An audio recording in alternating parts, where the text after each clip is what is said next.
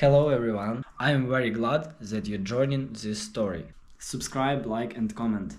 Enjoy the story, smile more often.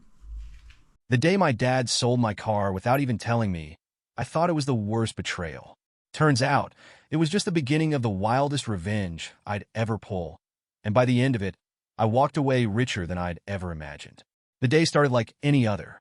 I just finished a grueling 8-hour shift, already daydreaming about the drive home in my car, the one I'd bought with my own money.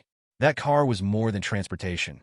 It was freedom, hard work, and a little piece of my independence that no one could take from me.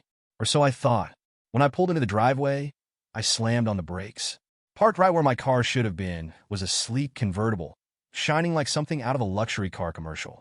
A massive red bow sat on the hood, making it look like an over-the-top Valentine's gift. For a moment, I laughed. Maybe someone in the neighborhood won the lottery. But the unsettling reality hit me when I didn't see my car anywhere. I stepped inside, forcing myself to stay calm, and found my dad sitting at the kitchen table with Melissa, his new wife. They were all smiles, clinking their glasses like it was New Year's Eve. "Hey, Dad, where's my car?"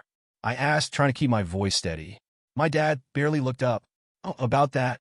I sold it." The words didn't register at first. I laughed nervously, sure I must have misheard him. "What do you mean you sold it? Like, you traded it in for a new one?" No. I sold it to help pay for Melissa's gift. Isn't it gorgeous?" He gestured to the driveway with pride, completely oblivious to the anger bubbling up inside me. Melissa chimed in, twirling her wine glass. "It's our 6-month anniversary, you know. Your dad wanted to make it special." I stood there frozen, staring at them as if they'd grown a second set of heads. My car, my freedom was gone. And for what? A convertible for someone I barely knew, someone who'd only been in our lives for 6 months? "You sold my car?" My voice cracked as the realization fully sank in. Without even telling me? Dad finally put down his glass and looked at me, but his expression was one of mild irritation, not guilt. "Look, you're an adult now. You've got to understand that sometimes we make sacrifices for the family." "Family?" I spat the word like it was poison. "You mean Melissa?" Melissa's smile faltered, but Dad's eyes hardened. "Watch your tone. I'm still your father, and this is my house. Don't forget that." I felt the heat rising in my chest, my hands shaking. "You didn't even ask me. That car wasn't yours to sell. It was mine. I worked for it. I saved every penny I earned to buy that car. And you just what? Decided it didn't matter because she wanted a fancy gift?" "You're overreacting," Dad said with a dismissive wave. "It's just a car. You'll get over it." But I couldn't get over it. That car wasn't just metal and tires. It was the hours of scrubbing dishes, hauling groceries, and working late shifts. It was the countless times I skipped out on fun with friends to save for something that was finally mine. I didn't bother arguing anymore. It was clear that nothing I said would matter. Melissa sipped her wine, avoiding eye contact, and Dad went back to scrolling on his phone, as if my anger were a minor inconvenience. I stormed out of the house, slamming the door behind me. I couldn't even drive away, so I walked aimlessly, my mind racing. My dad had crossed the line, and I wasn't going to let it slide. This wasn't just about the car. It was about the disrespect, about how he'd put Melissa, a woman he'd known for a matter of months, above me, above the sacrifices I'd made to make my own way. As I walked, one thing became crystal clear. This wasn't over. He might think he could just sweep this under the rug, but he was wrong. He took something that was mine, and I was going to make sure he paid for it. By the end of that week, I couldn't stand being in the same house as my dad and Melissa. Every glance at her smug face made my blood boil, and the sight of that convertible in the driveway was like salt in a fresh wound.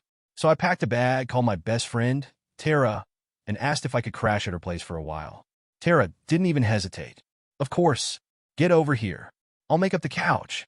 Her tiny apartment became my safe haven as I licked my wounds and tried to make sense of what had happened. I couldn't stop replaying that conversation in my head, the way my dad had shrugged me off like I was being dramatic, the way Melissa hadn't even tried to pretend she cared. It wasn't just the car. It was the principle. He didn't respect me, didn't value my hard work, and clearly, I wasn't a priority in his new life. "Let's key the convertible," Tara suggested one night over pizza and wine. She was half joking, but I could tell a small part of her wanted me to say yes. I laughed, but there was no humor in it. Tempting, but I want to hit him where it actually hurts. That's when a memory surfaced, a flicker of a conversation from years ago. My dad had been 3 beers deep, feeling particularly proud of himself, and let something slip about a secret investment. He called it his ace in the hole, a property he'd bought during his first marriage but kept hidden during the divorce. I hadn't thought much of it at the time, chalking it up to drunk rambling. But now it clicked. My dad had made a habit of looking out for himself, of keeping things hidden. If he thought he could betray me and get away with it, he had another thing coming. The name floated back to me, Blackstone Partners. He mentioned it briefly, boasting about how clever he was to use a management company to keep things under the radar. That was all I had to go on, but it was enough to start digging. That night, I opened my laptop and started Googling. At first, it seemed like a dead end. Blackstone Partners was a generic name, and there were hundreds of companies with similar ones. But after hours of sifting through search results, I finally found something that fit. Blackstone Partners managed high-end rental properties, specializing in luxury condos. My heart raced as I clicked through their website. Could this really be it? I dug deeper, looking for any connection to my dad, and then, bingo! In a list of owners, his name popped up next to a downtown condo I'd seen in passing, but never thought twice about. It was a luxury property, complete with floor-to-ceiling windows, a private balcony, and an impressive price tag. The kind of place that could make someone like Melissa weak in the knees. I stared at the screen, my mind buzzing with possibilities. If my dad had kept this condo hidden, there had to be a reason. Maybe it was a backup plan in case things didn't work out with Melissa, or maybe he just didn't want her getting her hands on it. Either way, it was leverage, and I intended to use it. But I couldn't be reckless. I needed to make sure my plan was airtight before I made my move. So I started gathering as much information as I could. I combed through property records, scoured social media, and even called the condo's management company pretending to be a potential tenant. "Hi, I'm interested in leasing one of your units," I said, keeping my voice casual. "Do you have any details on availability and pricing?" The receptionist was polite and helpful, listing off numbers that made my jaw drop. This wasn't just a rental property, it was a gold mine. And the best part? It was fully occupied, meaning it was bringing in steady income every single month. By the time I hung up, I had a clearer picture of what I was dealing with. My dad had been quietly raking in cash from this property for years, all while pretending to be strapped for money. He'd lied to everyone, my mom, Melissa, and even me. For the first time since this whole ordeal began, I felt a flicker of hope. I wasn't just some powerless kid he could push around anymore. I had information that could turn the tables, and I wasn't afraid to use it. When I told Tara what I'd found, her eyes widened. "Are you serious? He's been hiding a whole condo this entire time?" "Yep," I said, scrolling through the records I'd saved on my laptop. "And he thinks no one knows about it." Tara leaned back on the couch, shaking her head. "So, what's the plan? Are you going to confront him?" "Not yet," I said, a slow smile spreading across my face. "First, I'm going to make sure he knows what it feels like to lose something he thought he could control. Just like he did to me."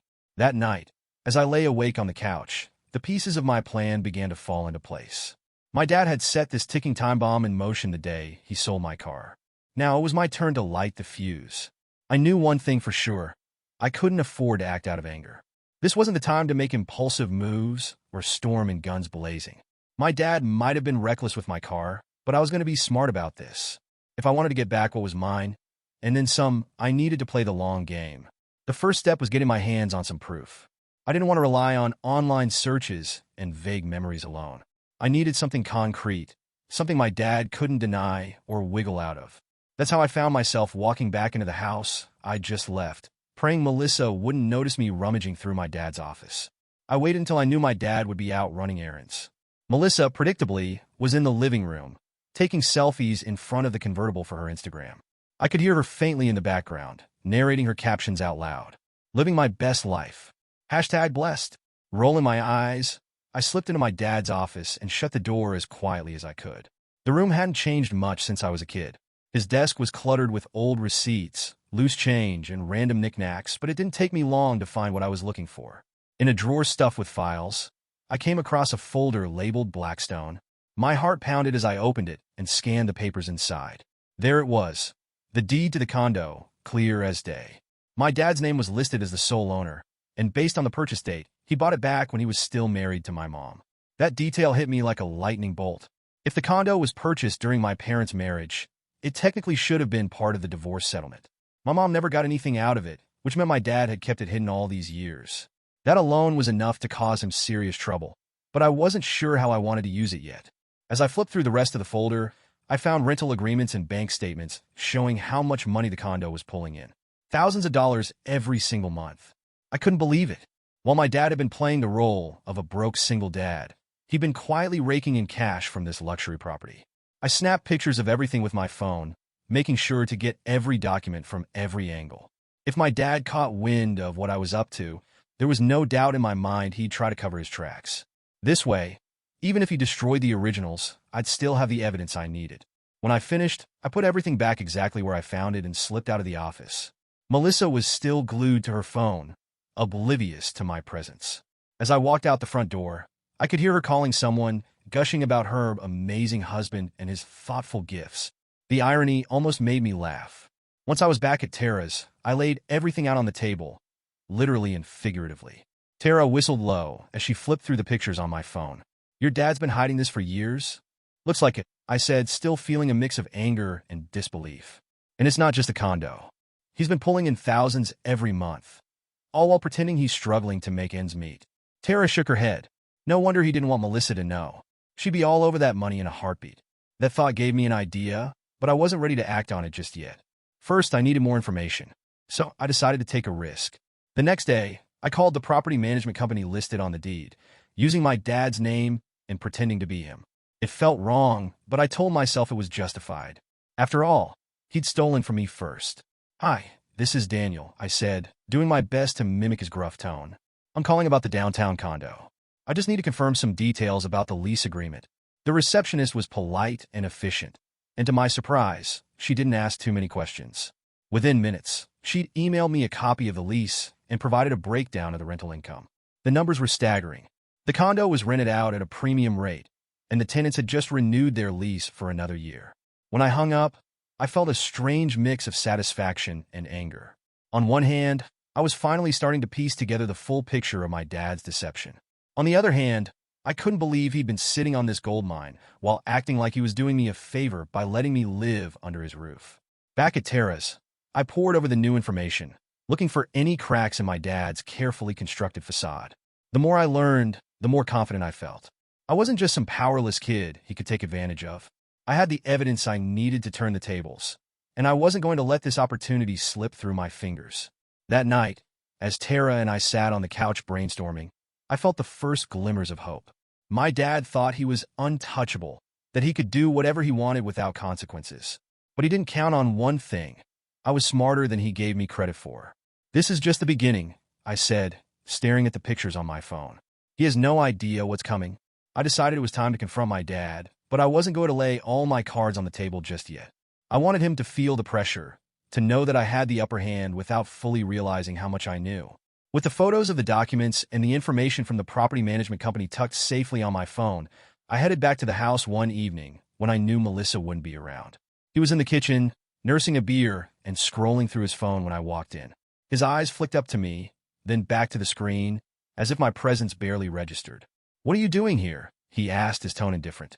I leaned against the counter, keeping my voice casual. "I want to talk about something. Something important." He raised an eyebrow, but didn't put his phone down.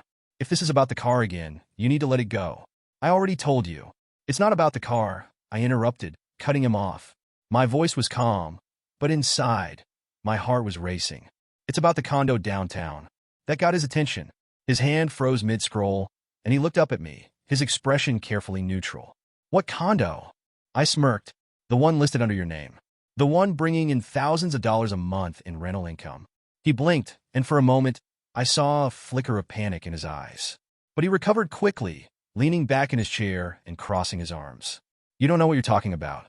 I shrugged, pulling out my phone and casually scrolling through the pictures I'd taken of the documents. I didn't show them to him yet, just made sure he could see the screen in my hand. "I know enough. Like how you bought it during your first marriage. Funny how Mom never mentioned it. Guess you didn't know, huh?" His face went pale, and I knew I'd hit a nerve. He sat up straighter, his eyes narrowing. "What are you trying to say?" I leaned in, lowering my voice.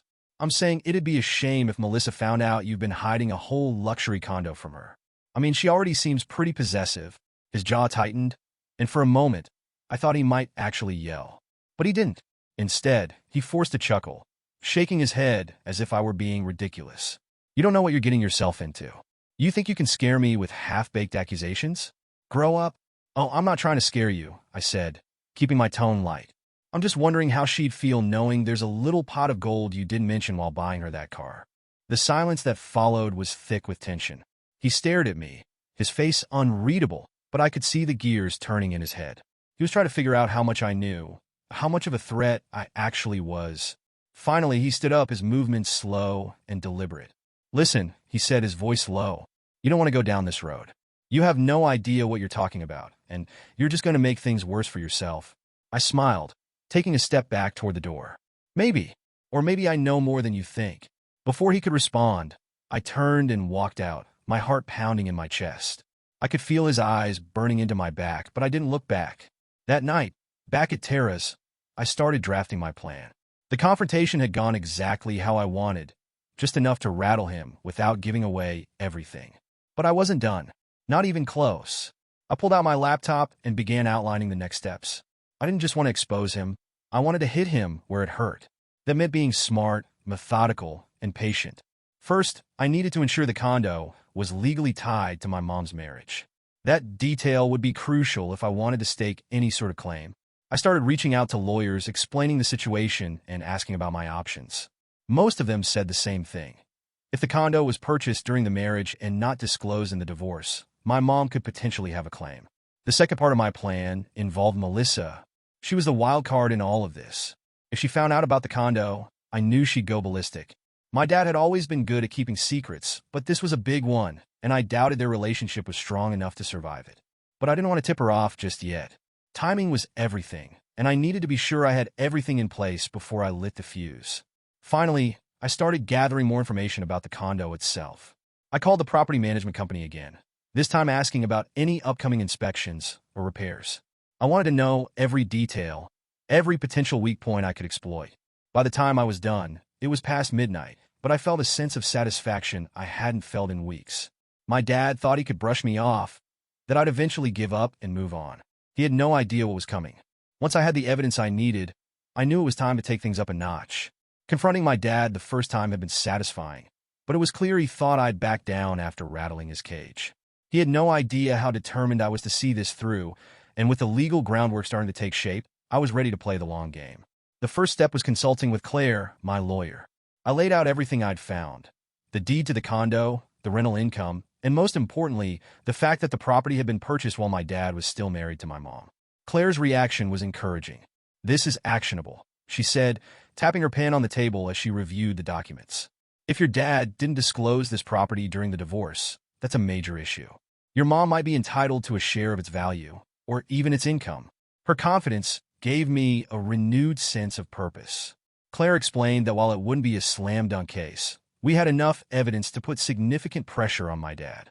If he wanted to avoid a drawn-out legal battle, he'd have to negotiate. The idea of involving my mom gave me pause, though. She'd been through enough with my dad during the divorce, and the last thing I wanted was to drag her back into his mess. But Claire reassured me that we could keep her involvement minimal for now. The mere threat of her stepping in might be enough to tip the scales in my favor. While Claire began digging deeper into the legal aspects, I turned my attention to Melissa. She was completely oblivious to the condo, and I knew that if she found out, it would blow up my dad's carefully crafted facade. So I decided to plant the seed. The opportunity came during a family dinner, a rare occasion I only attended because I wanted to test the waters. Melissa was in high spirits, showing off a new bracelet my dad had bought her, and gushing about how thoughtful he was. Meanwhile, my dad sat across from me, avoiding eye contact. I could tell he was still stewing over our last conversation. I waited until the conversation turned to real estate. Melissa was talking about her dream of owning a vacation home someday, and then casually dropped the bombshell. "Speaking of real estate," I said, cutting into my steak, "Dad, have you been to that downtown condo lately? It must be nice having a little secret hideaway." The silence that followed was deafening. My dad's fork clattered against his plate, and Melissa froze mid-sentence, her smile faltering. "What condo?" she asked, turning to my dad with a curious look. My dad forced a laugh, but it sounded strained. "It's nothing.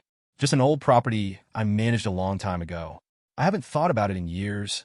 Melissa's expression shifted from curious to suspicious. "Why haven't you mentioned it before? You tell me about everything else." "It's not important," he said, his voice tight. "Can we not make a big deal out of this?" I hid my smirk, taking a sip of water to mask my satisfaction. Melissa wasn't the type to let something like this go, and I could already see the wheels turning in her head. After dinner, their argument began almost immediately. I could hear it from the living room as I put on my shoes. "Why didn't you tell me about this?" Melissa demanded. "What else are you hiding from me?" "I'm not hiding anything," my dad snapped. "It's just a property. It doesn't mean anything." "Then why keep it a secret?" she shot back. I quietly slipped out of the house, leaving them to their brewing storm. Back at Tara's, I recounted the evening, and she laughed so hard she nearly spilled her drink. "You're evil," she said, shaking her head. "Not evil," I corrected. "Strategic." The next day, my dad texted me. "We need to talk." I ignored it at first, letting him stew.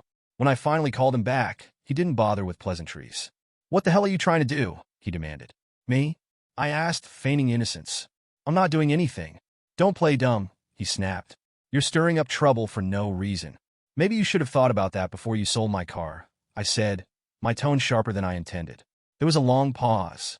When he finally spoke again, his voice was low and strained. "Listen, I don't know what you're trying to accomplish, but you're only hurting yourself." I smiled, though he couldn't see it. "We'll see about that." After hanging up, I felt a surge of satisfaction. He was starting to crack, and I wasn't going to stop until I had what I wanted. Melissa was a lot of things, flashy, dramatic, and quick to turn a molehill into a mountain. But one thing she wasn't was passive. As soon as I dropped that hint about the downtown condo, I knew she wouldn't let it go. And I was right. Barely a week had passed before the fireworks started. One night, I got a frantic text from my younger stepbrother, Jacob, who still lived at home. They're screaming at each other. I think Melissa found out about something big. I didn't need him to spell it out. I could already picture the scene. Melissa, her voice climbing into glass-shattering territory, demanding answers while my dad scrambled to do damage control.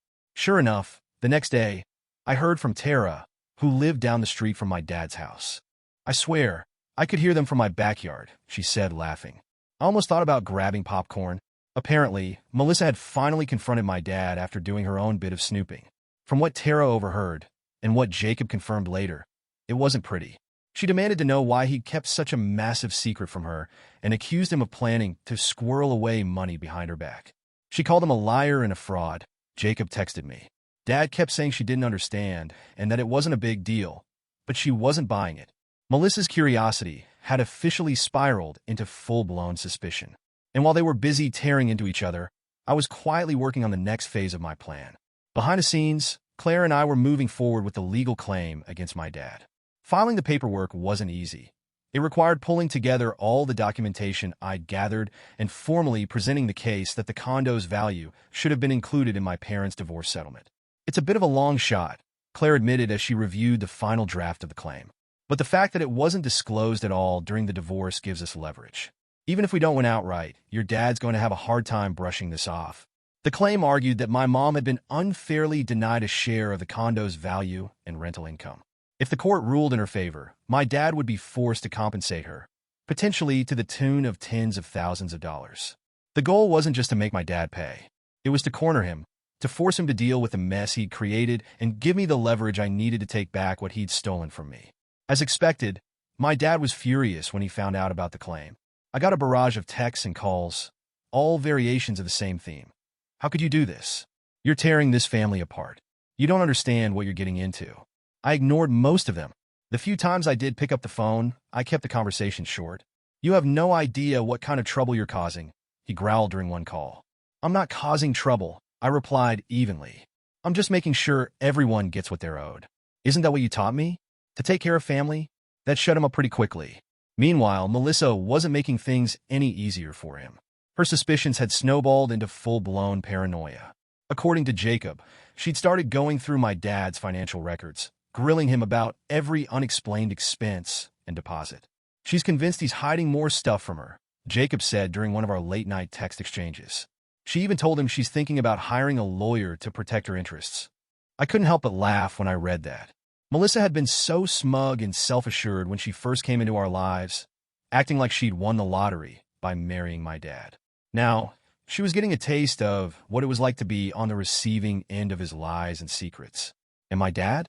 He was caught in the crossfire. On one side, he had Melissa breathing down his neck, threatening to leave him if he didn't come clean about everything. On the other, he had me and Claire dragging him into legal battles he couldn't ignore. The best part was I didn't have to lift a finger to keep the chaos going. I just sat back and watched as the cracks in his perfect little world widened into gaping holes. One evening, Jacob called me with an update that nearly made me choke on my drink.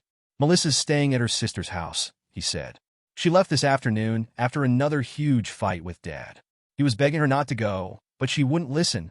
"What did they fight about this time?" I asked, trying not to sound too eager. "She found out about the rental income," he said. "I guess she finally got her hands on one of his bank statements or something. She freaked out when she saw how much money he's been making off the condo." I couldn't stop grinning. This was playing out even better than I'd hoped. With Melissa temporarily out of the picture, my dad was left scrambling to clean up the mess on his own. And the legal claim? That was the cherry on top.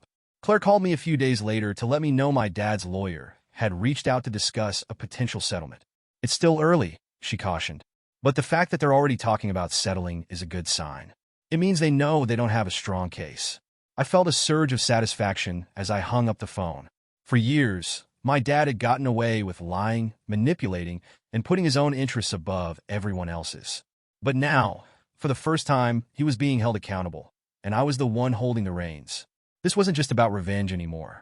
It was about taking back control, about showing my dad that I wasn't the same naive kid he thought he could push around. And the best part? I wasn't even close to being done. The fallout from Melissa discovering the truth about the condo was like a slow-motion train wreck, and I was front row for all of it. Jacob kept me updated from inside the house, sending me text-by-text reports of the escalating chaos. By the third week, it became clear that Melissa wasn't just angry. She was done. One morning, Jacob sent me a photo of an empty closet. Her clothes were gone, the drawers stripped bare, and the few decorative touches she'd added to the house had disappeared overnight. "She's gone," Jacob wrote. "She packed up everything and left in the middle of the night. Dad's losing his mind." I couldn't help but laugh when I read his next message. She took the convertible. Melissa had made a grand exit in the very car my dad had bought her with the money from my stolen car. It was poetic justice, really. For all his efforts to please her, he ended up alone and carless, just like he'd left me. In the days that followed, my dad spiraled. Jacob said he spent hours pacing the house, muttering about fixing this and trying to call Melissa, who wasn't taking his calls. At the same time, he was dealing with mounting pressure from the legal claim Claire had filed on behalf of my mom.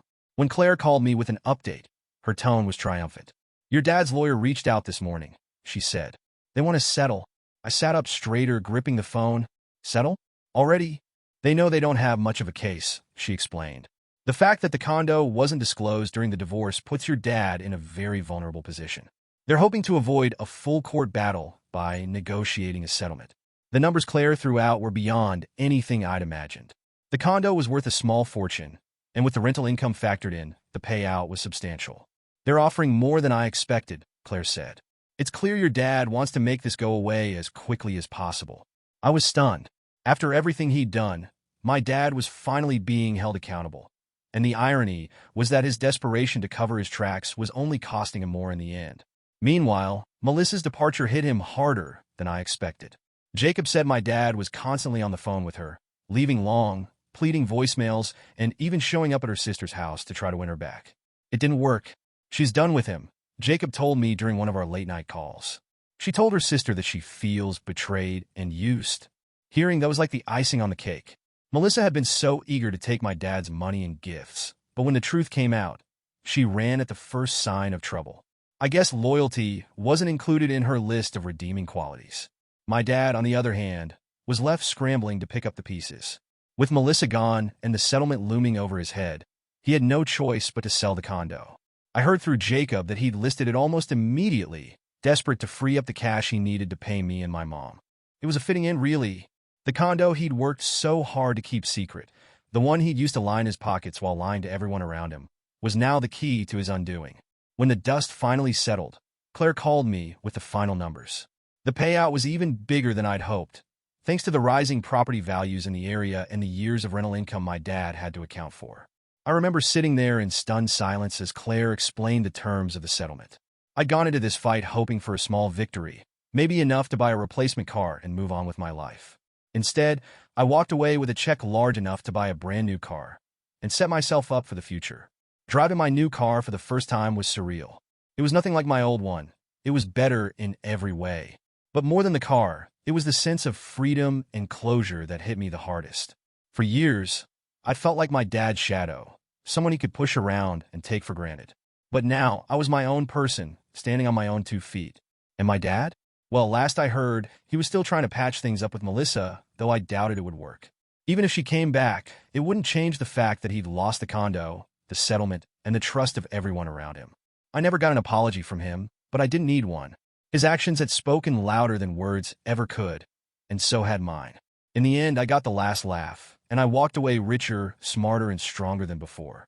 After everything I'd been through, holding that settlement check in my hands felt like vindication. It wasn't just about the money.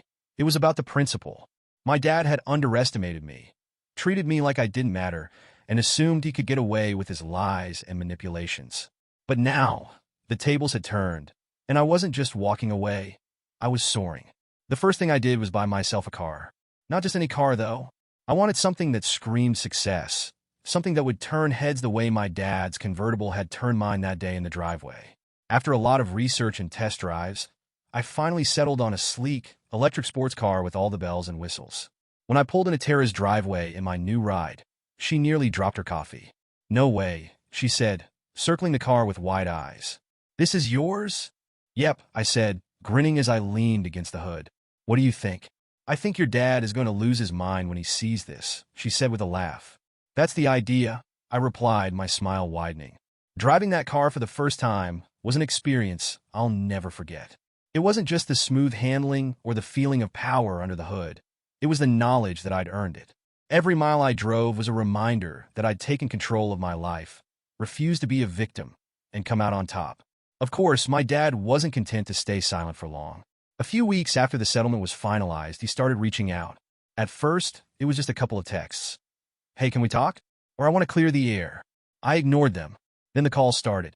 I let them go to voicemail, but curiosity got the better of me, and I listened to a few. "I know I screwed up," he said in one message, his voice tired and defeated. "I just want a chance to make things right. Please call me back." Another time, he tried a different approach. "Look, I know I wasn't the best dad, but I was doing the best I could. You don't have to shut me out completely. We're still family." That word, family, made my stomach churn. He'd thrown that word around so easily when it suited him, using it as an excuse to justify selling my car, hiding his secrets, and putting Melissa above me. But when it came down to it, he'd never treated me like family. So why should I give him the chance to rewrite the narrative now? The final straw came when he showed up unannounced at Tara's place. I was in the kitchen making coffee when I saw his car pull up outside. My stomach tightened, but I forced myself to stay calm. When he knocked on the door, I opened it just enough to look him in the eye. He looked different, tired, older, like the weight of everything that had happened was finally catching up to him. "Can we talk?" he asked, his voice hesitant. I crossed my arms, leaning against the doorframe. "Talk about what?" "About us. About everything. I know I made mistakes, but I want to make things right. I miss you." I studied him for a long moment, trying to decide if he was sincere or just desperate. Maybe it was a little of both. But either way, I wasn't interested. "You made your choice," I said, keeping my tone steady. "You put Melissa first. You sold my car without even asking me, and you lied to everyone about the condo. You don't get to just waltz back in and pretend everything's fine." He opened his mouth to respond, but I held up a hand to stop him. "I'm done," I said firmly. "I've moved on, and I think it's time you did too." For a moment, he just stood there, his shoulders slumping as my words sank in. Then he nodded, muttered something about understanding, and walked back to his car. I watched as he drove away, feeling a strange mix of relief and closure. Since then, I haven't heard from him much. A text here and there, but nothing major. And honestly, I'm fine with that. These days, I'm focused on building the life I've always wanted. I moved into a new apartment, upgraded my wardrobe, and started investing in myself, literally and figuratively. It's amazing how freeing it is to know that I don't have to rely on anyone else to define my worth. Every time I see a convertible on the road, I can't help but laugh. My dad thought he'd won, thought he could take what was mine and get away with it. But in the end, I walked away with everything I needed, and more. Revenge might not have been the most virtuous path, but it was certainly the most satisfying. And as far as I'm concerned, it was well-deserved. After all, sometimes the best way to get even isn't to get angry, it's to get ahead. Looking back on everything, it's hard to believe how far I've come. What started as a single, gut-wrenching betrayal spiraled into a storm of revelations, confrontations, and ultimately, transformation. At the time, it felt like my world was falling apart. But now, I see that it was actually the beginning of something new, something better. The first thing I realized was how much I'd underestimated myself. When my dad sold my car without asking, I felt powerless, like my independence had been stripped away in an instant. For years, I'd relied on him to set the rules, control the narrative, and decide what was fair. But this ordeal forced me to take control in ways I never thought I could. It wasn't just about the money or even the condo. It was about standing up for myself, reclaiming my autonomy, and refusing to let someone else dictate my worth. Learning to navigate the legal system, strategize, and outmaneuver my dad showed me how capable I really am. And then there was the lesson about resilience. At my lowest point, I wanted to lash out, to act on impulse just to feel like I was doing something. But holding back, planning carefully, and staying patient paid off in ways that raw emotion never could. That patience was something I'd never really given myself credit for before. My dad's betrayal cut deep, though. I won't lie about that. It wasn't just about losing the car or the money. It was about realizing how little he valued me compared to his new life with Melissa. That kind of hurt doesn't disappear overnight, but it does change you. It forced me to grow in ways I never expected. I had to become more resourceful, more strategic, and more self-reliant. I had to learn how to play the long game, how to pick my battles, and how to let go of the things I couldn't control. Most importantly, I had to learn how to prioritize myself. For so long, I'd been trying to fit into my dad's version of family, bending to his expectations, and letting him dictate the terms of our relationship. But this ordeal made me realize that I deserved better than that. Walking away wasn't easy. There were moments when I doubted myself, wondering if I'd gone too far, or if I should have given him a chance to explain. But every time I thought about the way he dismissed me, the way he'd brushed off my feelings and justified his actions, I knew I'd made the right choice. As for my dad, I hear about him now and then through Jacob. Last I heard, he was still trying to patch things up with Melissa. She took him back after a few weeks apart. But from what I've gathered, their relationship isn't what it used to be.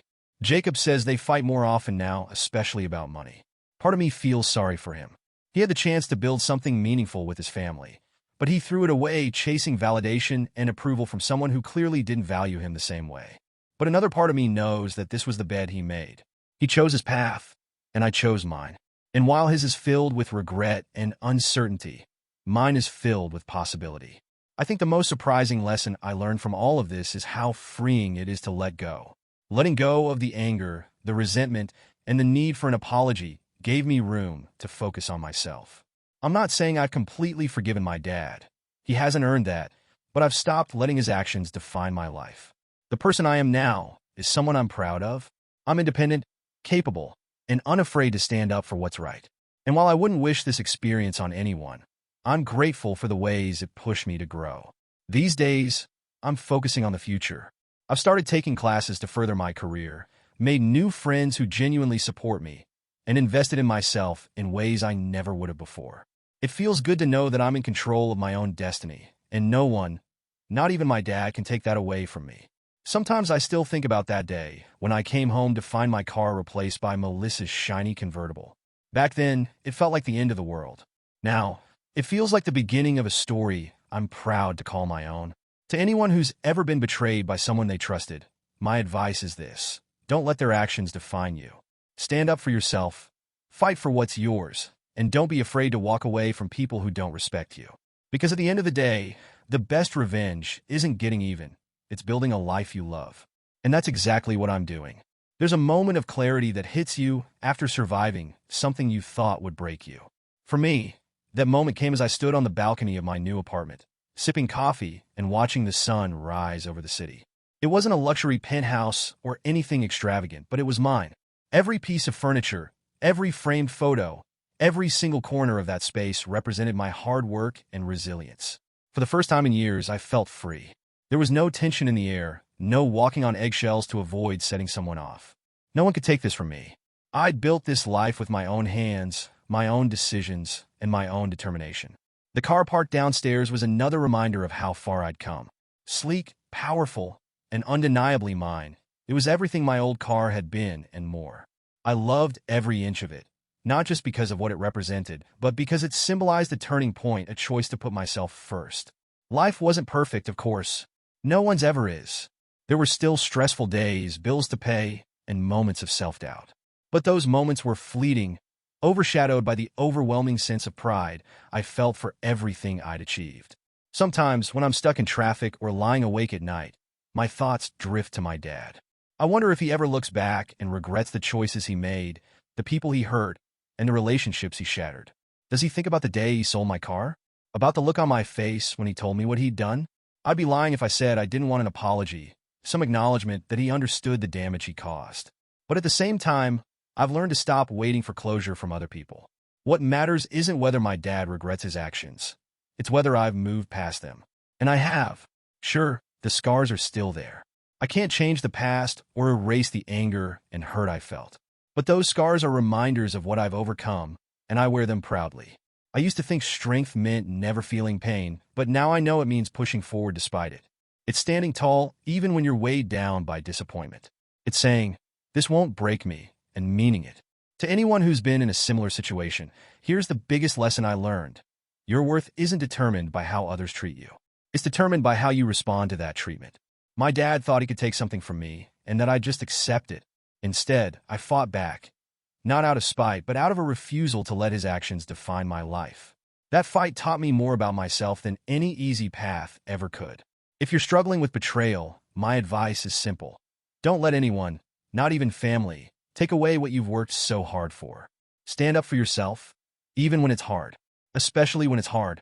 Sometimes, the best way to get even isn't to get revenge, it's to get ahead. Build a life so good, so full of joy and accomplishment, that the people who hurt you become irrelevant. These days, I focus on the things that truly matter. My friendships, my goals, and my own happiness.